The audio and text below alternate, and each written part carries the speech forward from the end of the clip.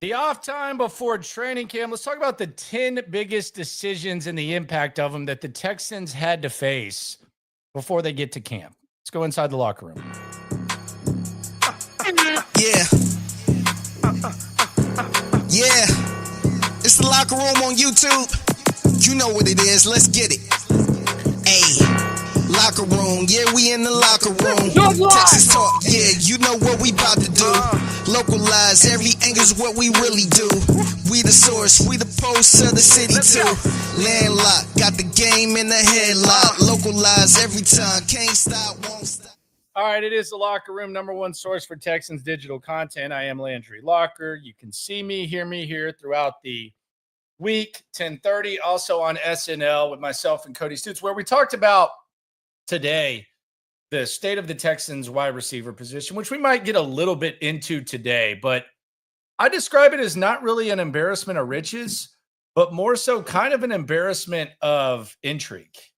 The wide receiver position is extremely intriguing right now. You feel okay about it as compared to how you felt when the season ended last year. There's a lot of uncertainty. There's really not a ton of short-term uncertainty at the top, it doesn't appear. It appears Nico Collins is 1 and Christian Kirk is 2. But after that, there are a number of questions that can be asked about the wide receiver position. I think it's an embarrassment of intrigue. If you want to go back and check that out, we'll also drop the video on the SNL channel, SNL, myself and Cody Stutes.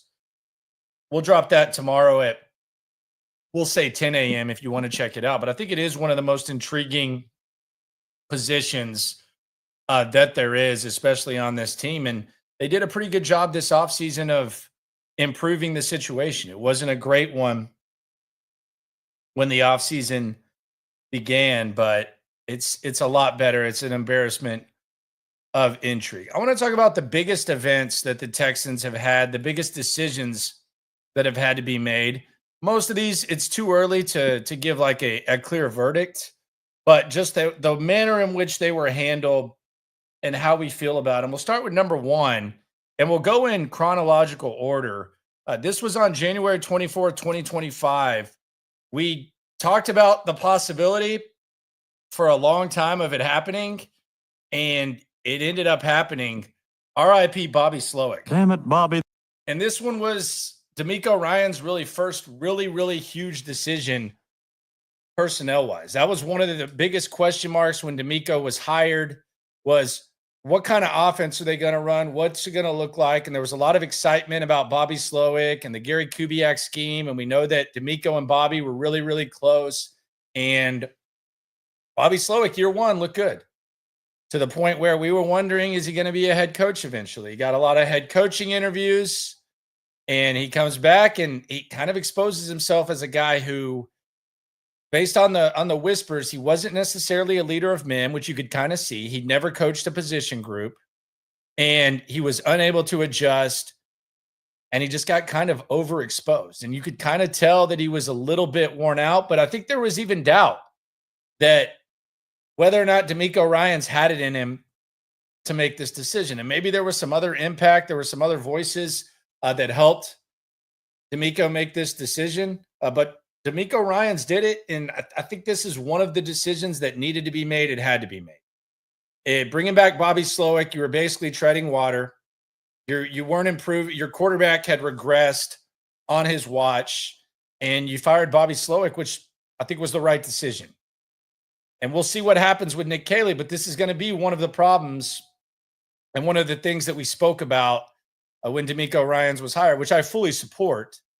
But a defensive-minded coach, a lot of times the OC is going to change. And sometimes it's a good/bad thing where the OC latches onto the quarterback and then he ends up getting a coaching opportunity. And sometimes it's a bad thing because the defensive coach has a blind spot. We don't know if DeMeco Ryans has a blind spot for offense, but what we do know right now, we know two things. Number one, proportionally when it comes to coaching guys up, adjusting personnel, and even investment, DeMeco Ryans' defense is light years ahead of the offense. And the offense is basically back to square one in a way with the new OC. So we know that. But the most important thing, especially when DeMeco Ryans is still able to win division titles and win 10 games, despite this, we also know he's willing to make the tough decision, even if it is his friend. So this was the first big decision that the Texans faced. They made the decision. If this is an ongoing thing, I don't know what the consequence will be, but firing Bobby Slowik. Damn it, Bobby. Good move for DeMeco Ryans and the Texans, which led to, on February 3rd, the hiring of Nick Caley.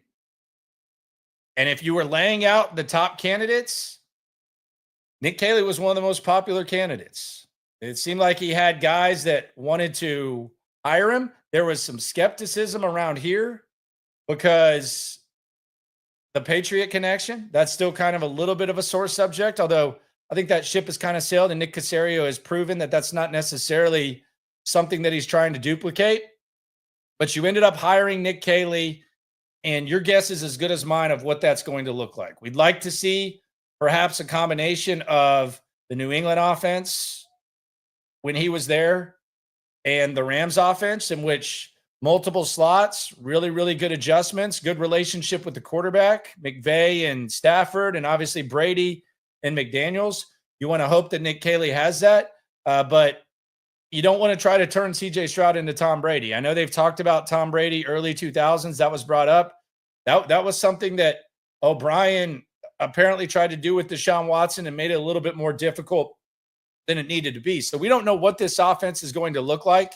It does appear early on, as anticipated, that they value slot guys and they won't shy away from having multiple slot guys, like what we saw in New England and what we saw with the Rams at Caley's 2 previous stops. But what does the offense look like?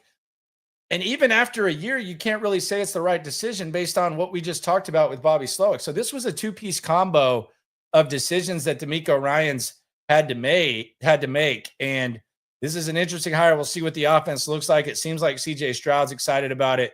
Seems like fans are excited about it, but it seems also like Nick Caserio, who took a step back when Bobby Slowik was hired and kind of had to adapt to having less input on the offense than he did in New England. We don't know how much he really had in Houston pre-CJ Stroud, but B, just completely learning a new system. And now you're going back to the New England system. So how much of a say does Caserio have in this? I got to think he's a little bit more comfortable with this.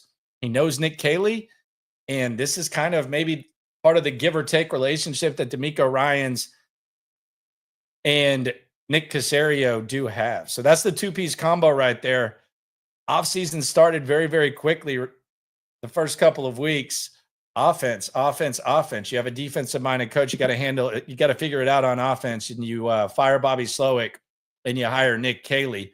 The impact of the decision, the biggest impact on these decisions, this combo plate, is how's it going to impact your quarterback and how is your quarterback going to react? Because regardless of the why, regardless of the what, no one is saying that CJ Stroud was 100% at fault. But if you don't creep up to a performance level that CJ Stroud had in year 1, get closer to that than you did at year 2, then you're going to be even more defensive dependent than you were before. And quite frankly, that's what'll end up, I don't want to say putting a defensive-minded coach on the hot seat, but it definitely will end the honeymoon period. So those decisions, TBD. I think the hire itself was good, but anytime you're firing an offensive coordinator after 2 years, it's not a good thing. At least, I guess it's the bare minimum. At least DeMeco Ryans had the testicular fortitude, shout out to mankind, to make the move. Going through the top decisions that the Texans had to make in the offseason, talking about the offensive coordinator. Laro says he's not worried at all. Our defense will be elite. Yes, the defense is going to be the strength of this team, and that's what you're going to lean on. Now, the offense can help the defense function a little bit, but I've talked about this a number of times. The difference between a top 5 scoring defense and a top 15, it's 2 points. The Rams had a top 5 last year. It was just a 2-point difference from what the Texans had. So this is definitely defensive-minded. You don't want to be too defensive-minded, and we'll see how they handle this. But I do give much credit to DeMeco Ryans for at least making the decision, and I support the Nick Caley hired. Next decision that the Texans made, and this one can be connected to a number of things, and maybe this kind of catapulted a more, I guess, polarizing decision, which we may have seen coming. March 6th, 2025. Captain Kirk has arrived. I repeat, Captain Kirk has arrived. Texans trade for Christian Kirk, trade a late round draft pick, and they end up bringing him in. It's similar to what they did last year with Joe Mixon. We wondered what they were going to do at wide receiver, and they ended up bringing in Christian Kirk. Look, if this offense is going to be able to maximize slot receivers, which is what happened with Nick Caley in New England. Now, we're talking about some really damn good slot receivers, and it wasn't quite him that was making it happen. Same thing with the Rams, if we're being honest. But if it is going to focus on slot receivers, I'll tell you what, from what I saw in minicamp, Christian Kirk in the slot, him and CJ Stroud seem to already have a lot of chemistry. And I think CJ Stroud's prettiest throws are to guys in the slot going to the sidelines. Saw him and Christian Kirk connect on that a number of times. And we also saw the Texans, they were willing to bring in, and this will be something that we'll talk about a little bit later, but they were willing to bring in Jalen Noel, who is looked at as a primary slot receiver.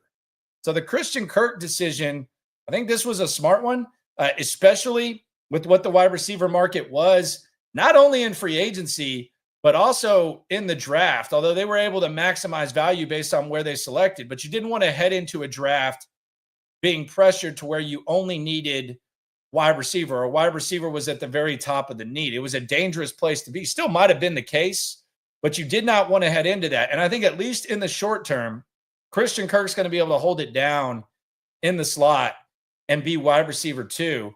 And there's some nice complementary pieces, and you never know what's going to happen with those. But the decision to trade for Christian Kirk was a solid one, which you can also connect a little bit later after that, the decision to officially let Stephon Diggs walk, which we kind of saw coming. There were some deadlines, the dead cap, the opportunity.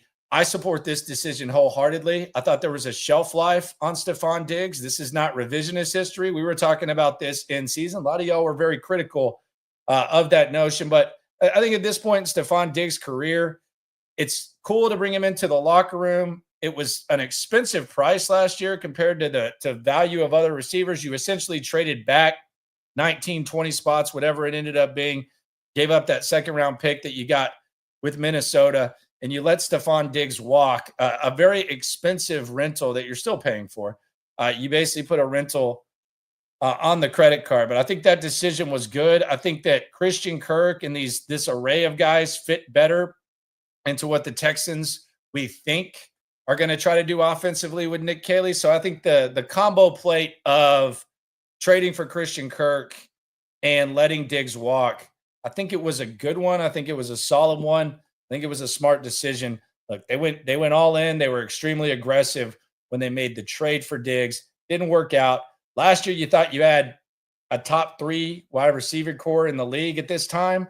And now here we are. We're talking about not an embarrassment of riches. Say this again, an embarrassment of intrigue. So life comes at you fast. You never know what's going to happen, especially when you're talking about the NFL, especially when you're talking about the wide receiver position. The impact of the decision with Kirk, obviously, you hope you get a wide receiver too to fill the void left by Stephon Diggs and Tank Dell with the injury. And then the Stephon Diggs thing, you just charge it to the game, and that's just kind of a rental. So there you go.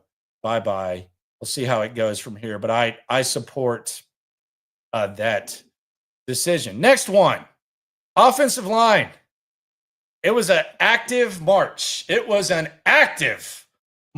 7th to March 19th was an insane time for the Texans offensive line. Let's just look at 4 decisions that the Texans made in regards to the offensive line in March. It was March Madness in the form of 300-pound dudes, very disappointing ones at that. So March 3rd, March 7th through March 19th, March Madness for the Texans when it comes to the offensive line as we go through the tough decisions that they made. We start on March 7th, 2025.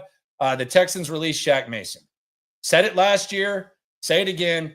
Shaq Mason was not in shape last year. Said that at the start of the season. Said it on SNL, said it here. The guy was not in good shape. He just was not. And he performed at a very terrible level. The craziest thing about this decision, while you do support this decision, it was on the aftermath of, I think, one of DeMeco Ryan's worst decisions as a head coach, where the Texans offensive line was playing meh, but not god awful. Shaq Mason was hurt, and they decided to start Shaq Mason against the Kansas City Chiefs, and he put on one of the worst performances that we've ever seen a Texans offensive lineman put on in a big game. And this is an organization, this is a franchise known for poor offensive line performances. He was as bad as it got.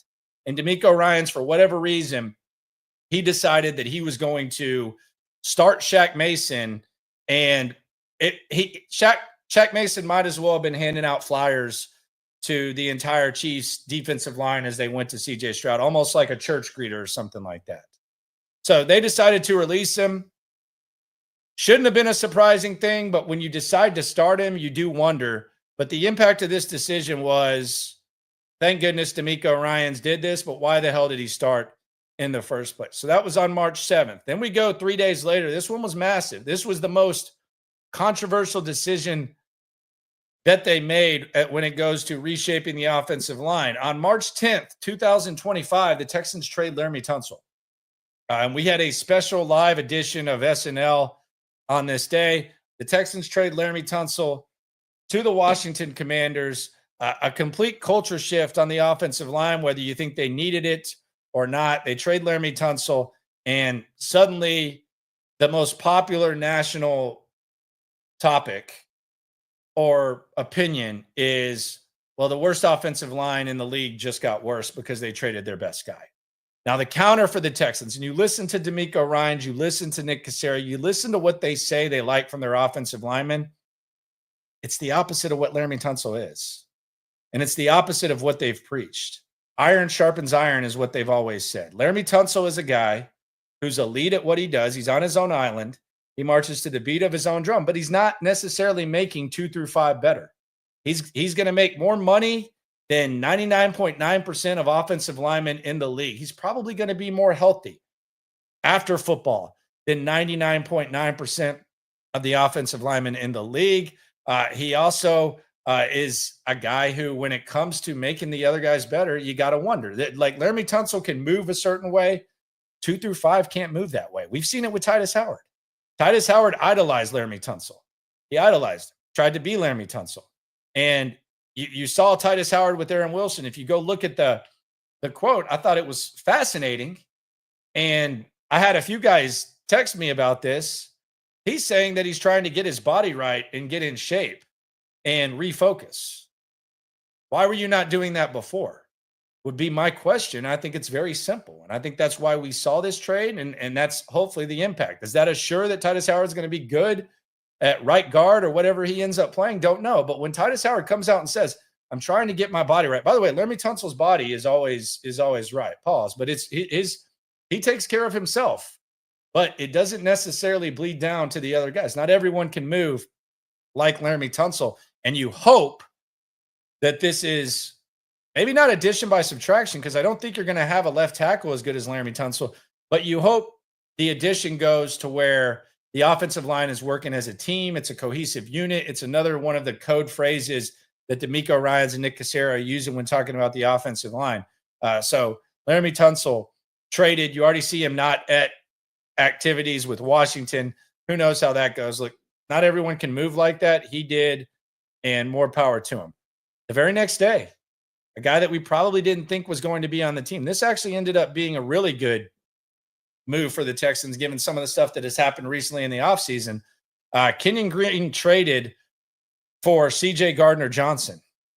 And when you see what happened with Jimmy Ward, C.J. Gardner-Johnson, You had a guy who performed at a higher level than Jimmy Ward last year, a little bit younger, been able to stay on the field longer. So you make that move. Kenyon Green, this is another interesting display by D'Amico Ryans, because last year D'Amico Ryans said that Kenyon Green was playing well when it was clear that he wasn't. He got benched, then he got put back in the lineup against the Jets. You got to wonder, was he going to get benched? Because he was performing like Shaq Mason did against the Chiefs later on down the line, but he ended up getting hurt, I think, when CJ Stroud fell on him after he got beat. So you trade Kenyon Green, you get CJ Gardner-Johnson. I don't look at this as like some sort of bold decision. This was just a very necessary thing that they did, and they did a good job of getting a good player for a guy that, quite frankly, I'm rooting for Kenyon Green.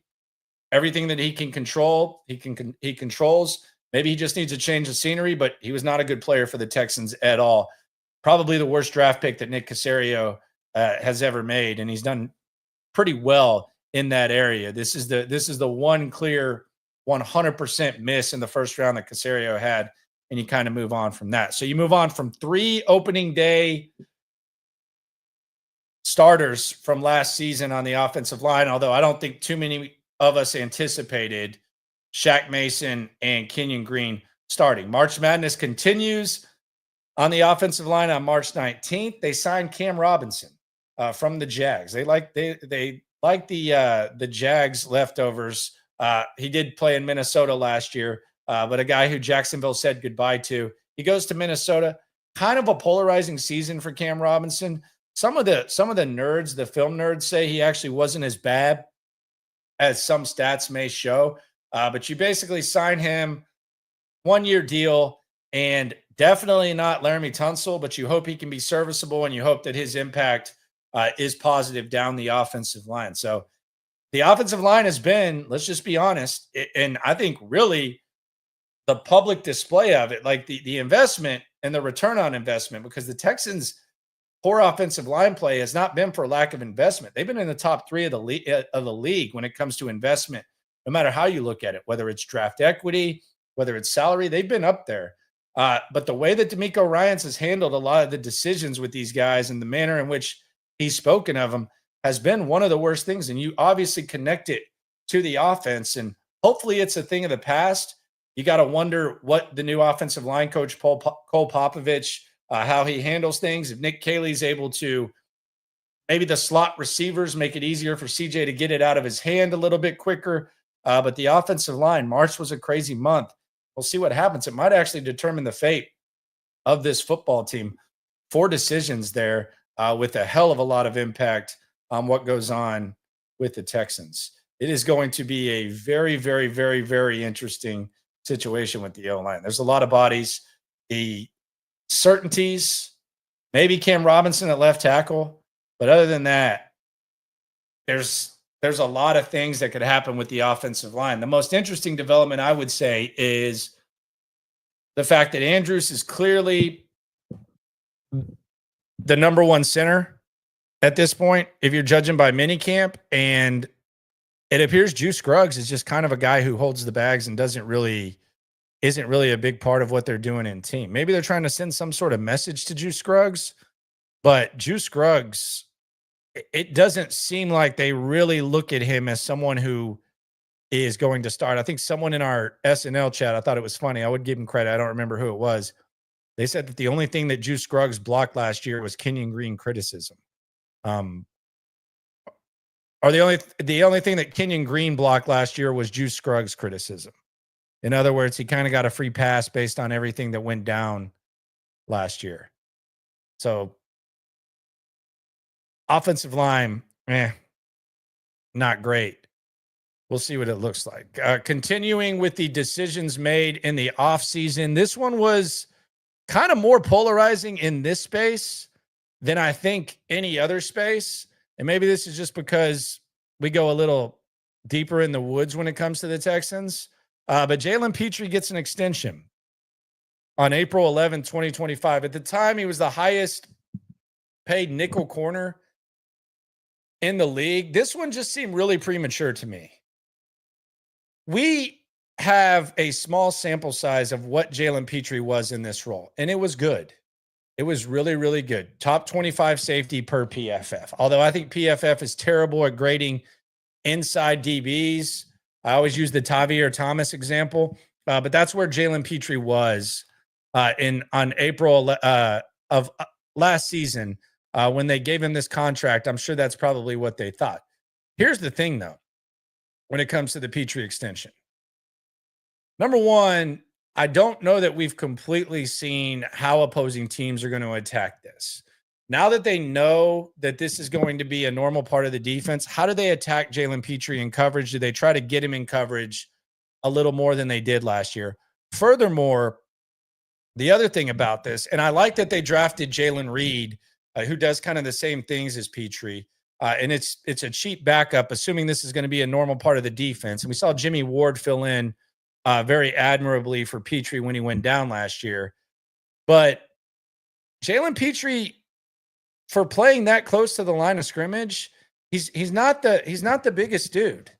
And if you're gonna do that, a lot of times it's kind of tough to hold up when you're that small playing that type of ball and that close to the line of scrimmage. There's a few examples of that. Like, we've seen smaller guys in these roles, and a lot of times they get roughed up. And as good as it was seeing Jalen Petrie this year, he did get hurt. And he only played 10 games. So is he going to be able to physically hold up at that position? He's going to do everything in his power too. There's no question about the work ethic. It's just, it almost felt like the Titus Howard extension, where what's the point of doing it this early? How much higher is it going to get? And the ones who will always support every single contract will say, well, the price would have gone up. Would the price have gone up with Titus Howard when he got hurt in year 4 before his extension? I think the Nico Collins example was the best example. But Nico Collins had shown that he was a top of the line receiver with CJ Stroud. You know how important that was. Jalen Petrie is, we've seen good, bad, and then we saw good last year in a different role, but it kind of got cut short. I do like that they're still kind of addressing the position, or continue to address the position in the offseason with Jalen Reed. But the Petrie extension, for me, it was just a little bit confusing. And one of the things that I felt best about with Jalen Petrie was impacted last week with the Jimmy Ward news, because now Jimmy Ward probably not going to be on this team next year. I'll never say never. I don't know how they're going to handle it, but he was very good in that role and a very good backup and very good depth. But now it seems like it's Petrie, it's Reed, and then whatever the hell else they want to do and whatever they decide to do. Maybe Smith can line up on the inside. But the Petrie extension was a weird one. It's similar to the Jimmy Ward in that he's just one of D'Amico's guys, and they pay their guy. D'Amico pays his guys. He likes his guys. He takes care of his guys. And that's cool now, but eventually whenever you're paying the other guys, you're going to have to make decisions like that. But they think Jalen Petrie is a valuable part of what they do. Quite frankly, he was last year, and we'll see how it goes. But this isn't a matter of, and this is where the discussion gets kind of lost. It's not a matter of him being on the team next year. He was going to be on the team next year no matter what. You paid him early. So will it look smart? Will it look dumb? Your guess is as good as mine. Just seems a little bit premature for what the Texans coulda, woulda, shoulda done. But that's TBD. Then we have the first day of the NFL draft. The Texans this year. A lot of talk about wide receiver. A lot of talk about trading up. A lot of talk about trading back. And the Texans actually traded out of round 1. I supported this decision. Thought it was a good decision. They stockpiled picks. They didn't love any of the offensive linemen that they could have had with their first round pick. They obviously didn't love any of the receivers, although they ended up doing pretty good about that, or at the wide receiver position a day later. But the decision to trade back, stockpile the picks, continue to stockpile the picks. And as a result, and really as a result of being bailed out by Nick Caserio failing to make a deal, the Texans trade back on day one, And they end up with a hell of a day 2, which brings us to the 10th event for the Texans in the offseason, day 2 of the NFL draft. And on day 2, according to the reports and really according to the tape, Nick Caserio almost screwed this up. He tried to trade up 10 spots for Ariante Ursery with the Patriots. According to the reports by Jonathan Alexander, that was the pick that he wanted to make. He would have traded, and this was after they drafted Higgins, which was a great pick in that spot. So you got Higgins. You were going to trade the pick where you ended up getting Higgins' college teammate Jalen Knoll, and you were going to draft Ariante Ursery, who you ended up getting later on by trading up for without trading that pick. So despite the efforts of Nick Caserio and the, thank God, failed efforts of Nick Caserio, you were able to come away from this draft with a tackle that you liked enough to where you were willing to make that trade. And you also ended up with 2 of the probably top 7 receivers in the draft that do a number of things in an offense that, based on what we've seen where Nick Caley has come from and based on what we've seen from Nick Caley early on, that they're willing to use multiple slot guys. So fortunately, this happens. I'm not taking a shot at Caserio, but fortunately, he was unable to make this move because the alternate universe of coulda, woulda, shoulda played out where you ended up getting Ursery. I can't tell you how many times the Texans have traded up for somebody and somebody says, well, you could have gotten this guy a little bit later. He would have still been there had that happened. We can never really prove it until now, as a result of the camera footage and as a result of what we actually saw happen. So Nick Caserio appeared to be a little bit whiny after day 2 of the draft. I think it probably had something to do with this. And I don't know, like, this is just me, but if I'm someone else in that room and I'm watching Nick Caserio try to make a move and that move falls through and we end up getting the guy that he's trying to make the move for and a top 6 wide receiver in the draft and make a position of extreme need even better by getting 2 of the top 6 receivers despite his efforts, I'm sitting there saying, what the hell were you doing? So maybe that was his frustration. Maybe he knows that he almost screwed up and he knew that he got bailed out, but they ended up doing that. And then later on in the draft, we saw them trade up for a corner, which Caserio said that this was someone kind of pounding the table for Jalen Smith. I don't know what Jalen Smith is going to be. I will say this, that, and you wouldn't have gotten Smith either, by the way, with this trade. Or you wouldn't have gotten Woody Marks had it been for the failed Caserio trade. But the thing I'll say about Jalen Smith is with Ronald Darby retiring as your number 3 corner, and I don't know what the hell he was going to be, but if you liked a guy enough on day 2 of the draft to trade up for him, hopefully he can at least fill in admirably and be able to, I don't want to say take up space, but be somewhat serviceable at the number 3 corner position.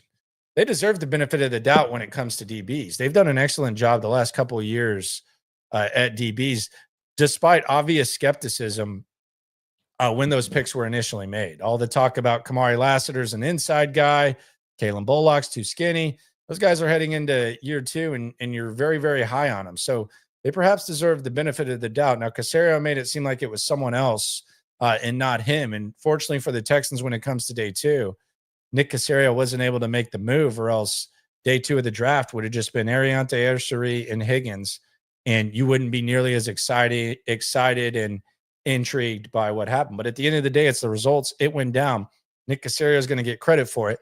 I almost feel bad for him that we live in a day and age where there's a lot of loose lip GMs that he works with, and there's also cameras every time that you try to make that phone call and make that deal. And fortunately, that deal did not go down. So thank God for that. Big time.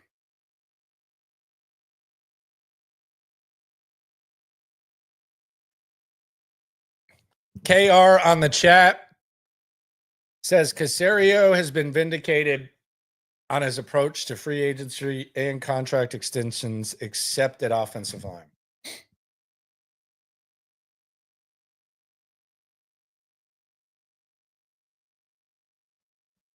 Vindicated? What did he need? Was it being questioned before? Obviously, the offensive line has been his weakness. And you point to the Shaq Mason and the Titus Howard. I would agree with that. There really haven't been like a lot of extensions. You know, they had 50 million dead cap 3 years ago. So there really isn't like a large sample size of Nick Caserio giving out extensions. They stockpiled assets, they cleaned up space, and yeah, the offensive line is it. But my question would be, outside of Nico Collins, when is he giving out a good contract extension? And I'm asking, I'm kind of just talking out loud and talking this out with you, because you look at the extensions that he's given. I think they did a good job with Steven Nelson. I thought they handled that well. And I'm only going to do the ones that actually mattered. I think he did a good job with Steven Nelson. That was a good job. They swallowed their pride, and they got a good season out of Steven Nelson in 2023. They don't make the playoffs without him.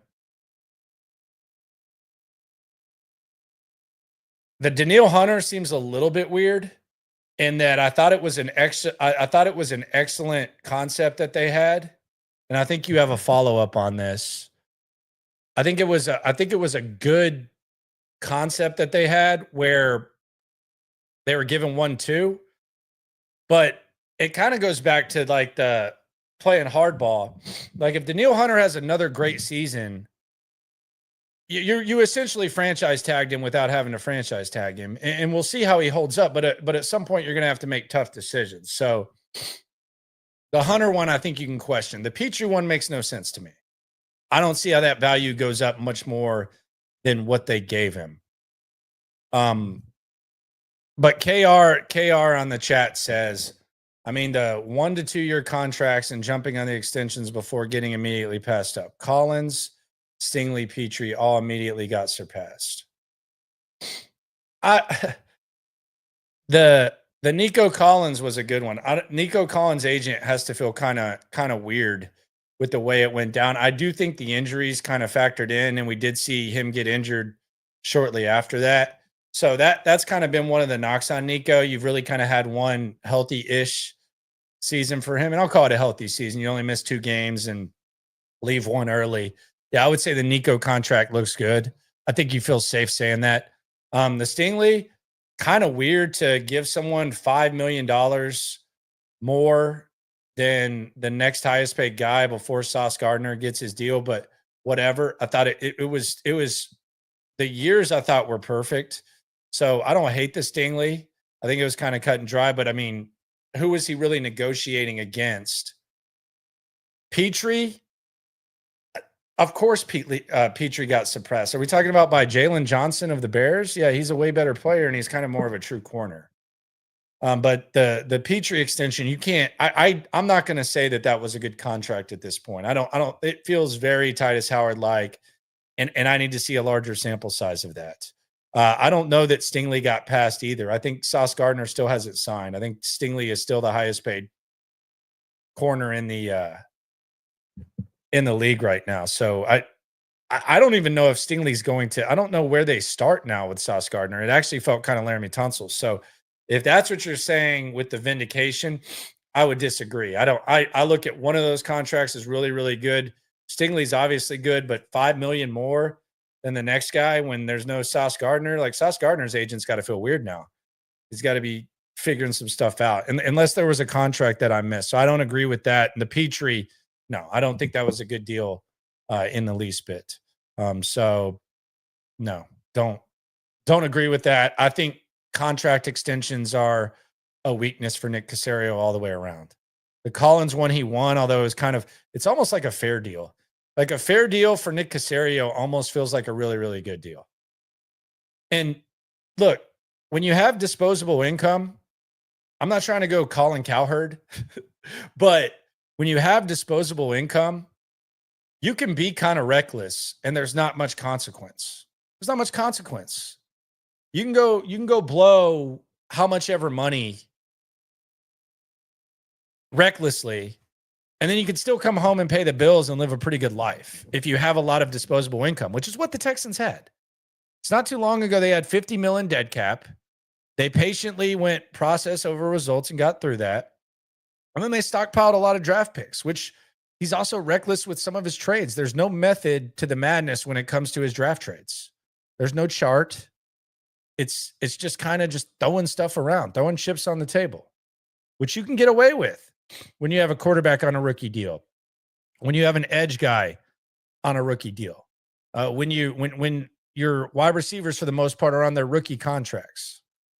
But I do wonder, the way in which Nick Caserio was first judged was, okay, let's get through this mud. He got through the mud. That was a pass.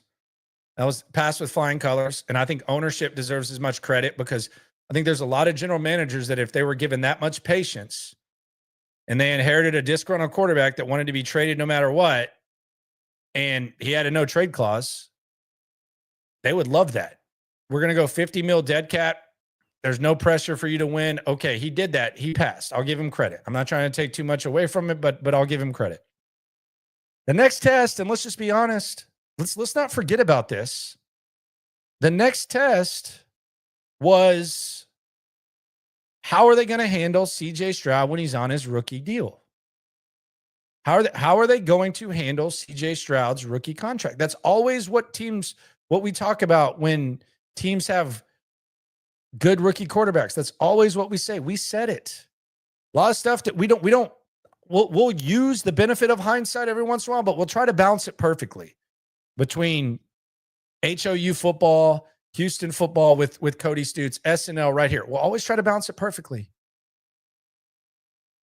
This was something that we said the whole time. How is he going to handle this? It wasn't good. It wasn't good on the rookie contract. You look at the money that they threw around, the previously mentioned contracts, it wasn't good. So they did not take advantage of that. They were able to still win, but they did not take advantage of that. You look at all the stuff that happened, it did not go well when it came to taking advantage of CJ on his rookie contract. So that test, they failed. They failed. And I'm not going to sit here and say, well, this is what their record was before. No, it's a completely different situation. It's like this. When Steve Sarkisian gets compared to Tom Herman, I think it's a joke. It's a different game. Different ball game. So they failed that. Now we got to see how they handle it when they're having to pay their quarterback, when CJ Stroud is getting paid. And that's the next test, and that's the most important test. Now, the good thing for them is hopefully they get to a point where, because it wasn't even a possibility a few years ago, where you can get bargain free agents. You can bring guys in that want to be a part of things. So maybe the cost of that kind of goes a little bit down. There was a Texans tax for a while, probably a Titans tax right now. But as far as contract extensions, like you can't be giving Jimmy Ward a $10 million, whatever it was, $5-6 million guaranteed contract last year, and making Jalen Petrie the highest paid nickel corner before you have to, once you're paying CJ Stroud and Will Anderson. And that has nothing to do with what happened with Jimmy Ward off the field. You can't be doing stuff like that. You can't give Titus Howard an early extension when that goes down. You're going to be reckless with your money. Get something good. They haven't done that. So that's just kind of where it is. Just kind of answering the question about the contracts. It'll be interesting. But the Nico one was definite dub. The Stingley TBD. We'll see where that whole thing goes. But the decisions that they made this offseason, I thought were solid. The one that we started off with, the first one, the bye-bye Bobby. Damn it, Bobby. DeMeco Ryans showed that he had the fortitude to fire his buddy. They got one of the most hot commodities when it came to names to be an offensive coordinator. They handled that. They showed that they were willing to make tough decisions. I think this was kind of a combination of a checker and chess move. Laremy Tunsil was probably going to have to be the tough decision that you're going to eventually have to make once you paid the other guys. And that was the sales pitch that they gave that, hey, you know, this is about being able to pay the young guys. And then they gave Daniil Hunter a 1-year extension, among the highest in the league. So you can kind of read between those lines. But they were willing to make that tough decision. Cutting Shaq Mason, that was an easy decision. That was an easy decision. Kenyon Green, trading Kenyon Green for C.J. Gardner-Johnson looks really good. Because despite that Jimmy Ward extension, they didn't function like they were dependent on him. And they get a guy who was probably going to get released by the Eagles.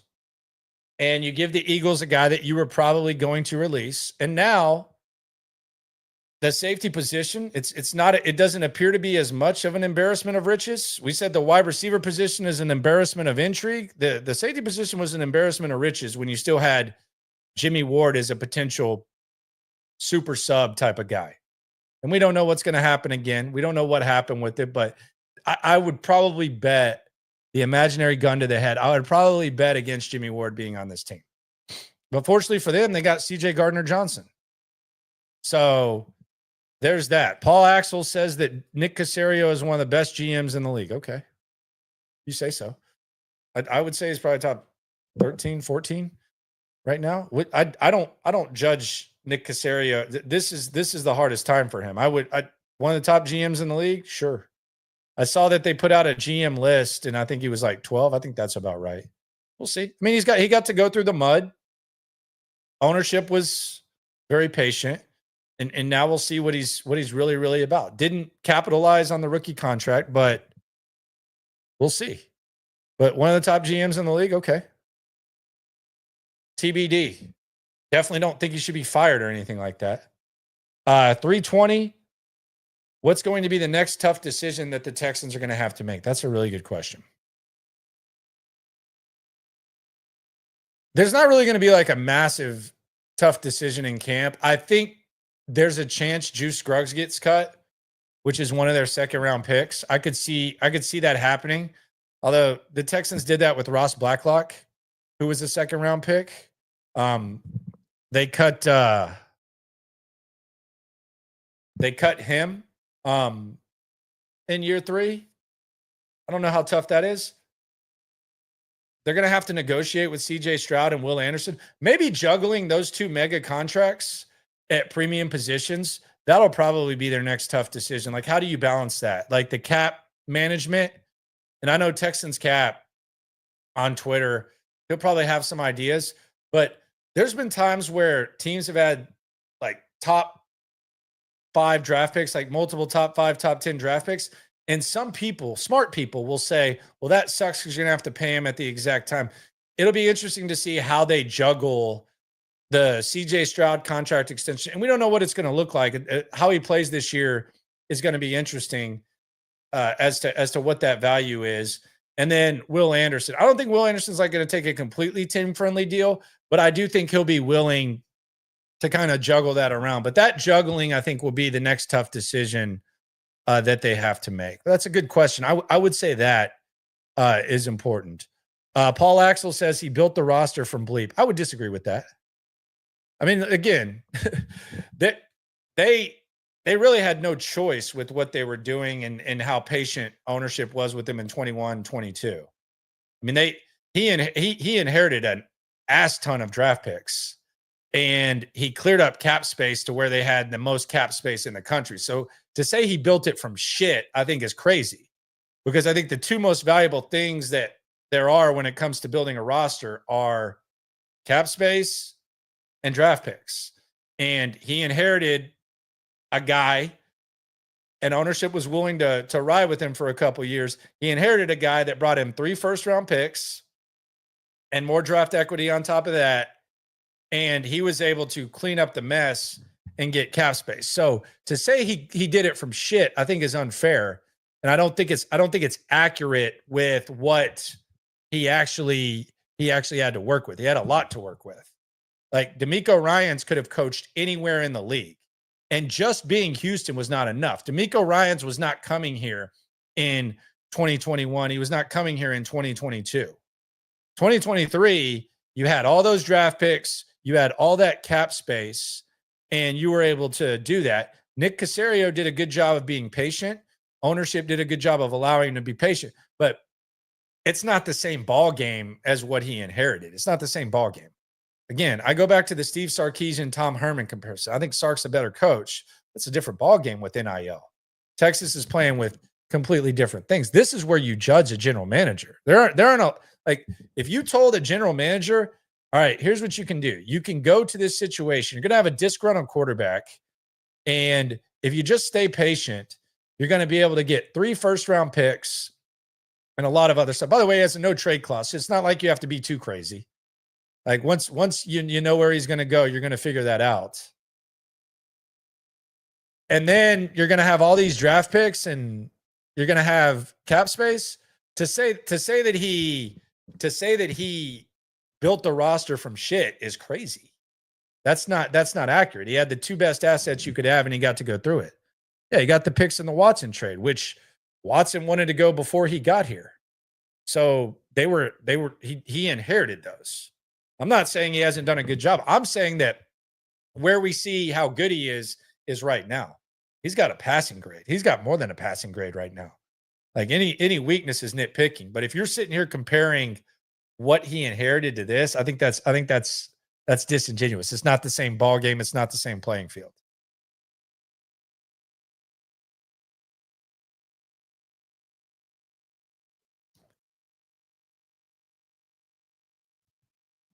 So that's what that is. I think Paul might be Nick Caserio's burner though, but I don't know. Yeah, the Watson trade was good. They were patient. He had a no trade clause, so it basically wrote itself. I think ownership deserves credit for being patient with that, and he did a good job of playing it out. I thought he did do a good job there, although they did go behind his back and kind of negotiate the Browns deal. Did he orchestrate the Watson trade? I think we got to give him credit for the haul. I mean, the haul was set in stone. You know what a franchise quarterback costs. You know what it costs. You saw Russell Wilson get traded.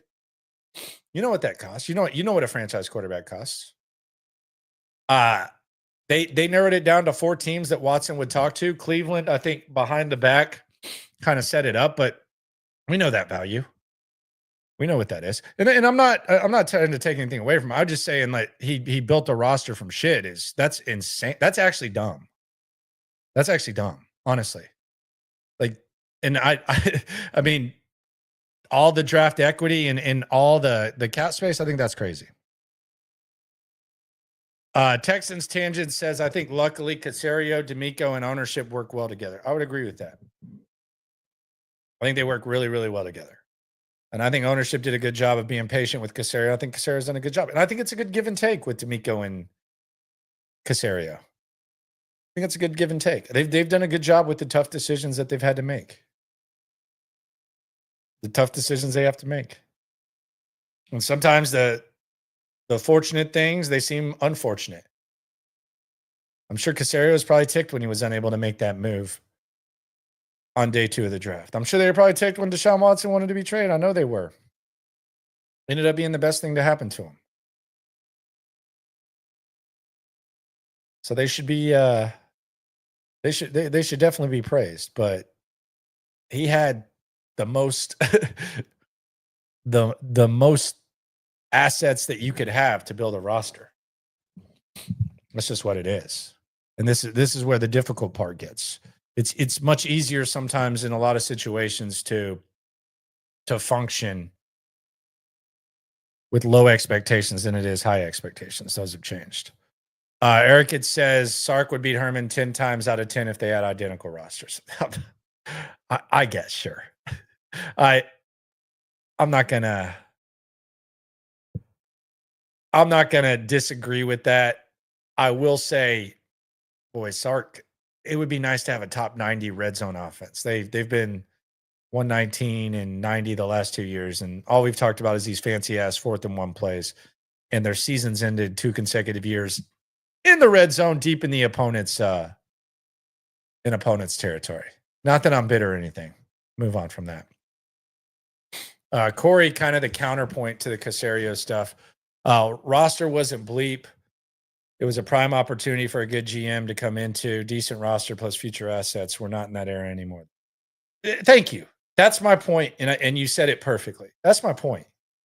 If you ask the general manager, would you like to come into a situation like the one Caserio had, where you're going to be able to be patient? This guy on the side will just be patient with that, and you'll get this. We're going to clean up cap space. And by the way, we're basically going to tank and let you make 2 coaching hires, which I don't fault him for the coaching hires at all. I thought they were perfectly good for the situations that were there. I was never critical of those. That's the other thing. Like, I thought Coley was fine. That's fine. Give him an opportunity that he's never had and figure it out. Lovey, cool. Figure that out. So I was very patient with Nick Caserio. I wasn't sitting there criticizing him for that. I had no problem with it. None. I've been the most fair guy to Caserio. But I have a very good grasp of the situation. We've been close to the situation. We've been riding along for most of it. The channel, I was on the air for the entire time, including with O'Brien. And the YouTube channel started right before Lovie Smith. So we've been very, very patient with Nick Caserio. But when expectations need to jump up and the perspective of it needs to be grasped, it's been very well documented how fair I was to him during the process over results era. Very, very, very, very fair to him. But that's not the case anymore. And to compare that to then, that's the main Tom Herman Sark thing, is it's not the same playing field. I know if the rosters were equal, whatever, but it's not the same playing field. So that's where we are there. Andrew D says having CJ at QB gives us a chance every Sunday. I don't disagree with you, but I think the defense is what's going to give you a chance every Sunday. We don't know what it's going to look like with CJ. We don't know what the offense is going to be.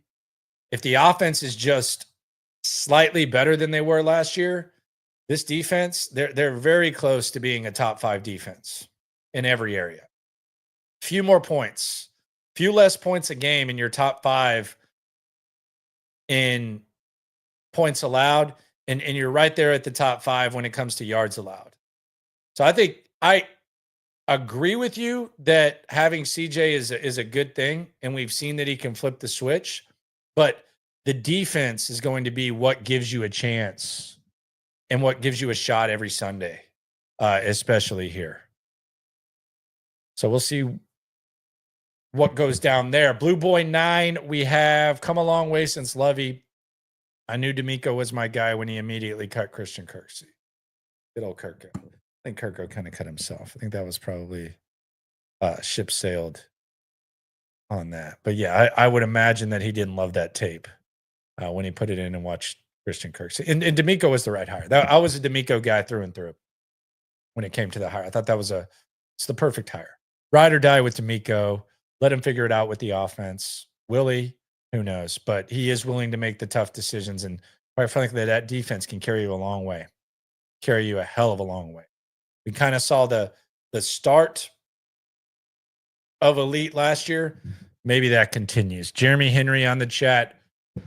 Expect the offense to start slow as CJ adjusts to handling more at the line of scrimmage. Should get better as the season progresses. Yeah, I don't know how he's going to handle it. That's the other thing. It's not a foregone conclusion that that's going to be a good thing. We'll see. You would like to be able to adjust if you see someone blitzing or whatever, but there's no guarantee that that's going to be the case. Some really good coaches have had success without letting guys adjust at the line of scrimmage. You saw Slowik. Slowik comes from the Shanahan tree. Shanahan's had a lot of success. He's gotten to a Super Bowl with Jimmy Garoppolo. He's gotten to a Super Bowl with Brock Purdy. And it's kind of the same type of thing where you don't adjust. So yeah, I don't know if there's a guarantee that you start slow, because you didn't necessarily start slow with Slowik. There's no guaranteed method with Nick Caley. We're still going to be learning about Nick Caley for a while. It's going to be something new every week. Like, how is he going to adjust? Maybe this guy's out of the lineup. How do you adjust? This team did this. Oh, you faced Indianapolis the first time and you torched them. This is the first time that you faced an opponent for the second time. How does that look? What does that adjustment look like? That's the crazy thing about the OC, and that's something that we pretty much learned with Bobby Slowik and with the OCs. So we'll see what happens with that, but it's going to take a while. You can't really crown him after 1 week. You can't crown him after 1 year. It's going to be a fluid thing with Nick Caley. I do like what Nick Caley seems to be about and what he seems to bring to the table. And I think the personnel kind of is lined up well to where they would be able to adjust to it. I do wonder what the running back position is going to look like, how that's going to be, what the running scheme is going to be. Are they going to use a fullback? Going to want to run the ball. Are they stubbornly going to try to run the ball, though? We saw Bobby Slowik a lot of times. He would try to run the ball when you knew that he couldn't. Remember last year against Tennessee? We were saying the whole time, man, that Tavondre Sweat, Jeffrey Simmons situation against this interior offensive line, you're not going to be able to run the ball. We knew that. And then Bobby Slowik goes up to the press conference when we're all sitting in there, and he's like, yeah, well, we expected to run the ball better. Really? Based on what? Why? So square peg, round hole is another thing. The crazy thing about D'Amico and the crazy thing about Caserio is they're not going to criticize players.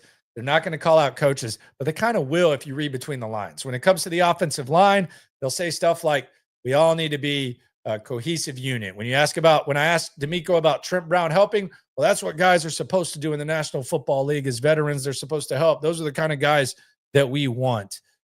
They'll talk about square peg, round hole when they talk about Bobby Slowik. So they're willing to take shots at guys without saying it. You can kind of read between the lines. I feel like I speak decent D'Amico.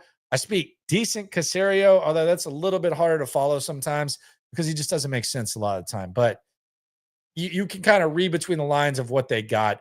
We got a long time before camp. I think we are now 38 days. We're less than 40. So we'll get through this, and then it's going to be go time. Big news for SNL and myself and Cody Stutz. We will be going to West Virginia. The Texans are going to be practicing in West Virginia at some time. Don't know if they've announced when, but we will be going to West Virginia, and we got you covered when that goes down. Subscribe, like, ride along, and always remember when it comes to this Texans stuff, we're all in it together. This has been the place for Texans news and talk for a while. That doesn't stop just because of the downtime. Appreciate y'all for coming through. Appreciate everyone in the chat. Hope y'all are enjoying your downtime. June sucks, but we'll get through it together. Every time, can't stop, won't stop. Yeah, we top 2 and we not too. Plugged in daily digital on YouTube.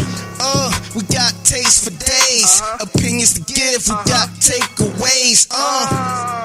If it's up, then it's up. We number one. You don't need to try your luck. Locker room, yeah, we in the locker room. Texas talk, yeah, you know what we about to do. Localize every angle's what we really do. We the source, we the pulse of the city too.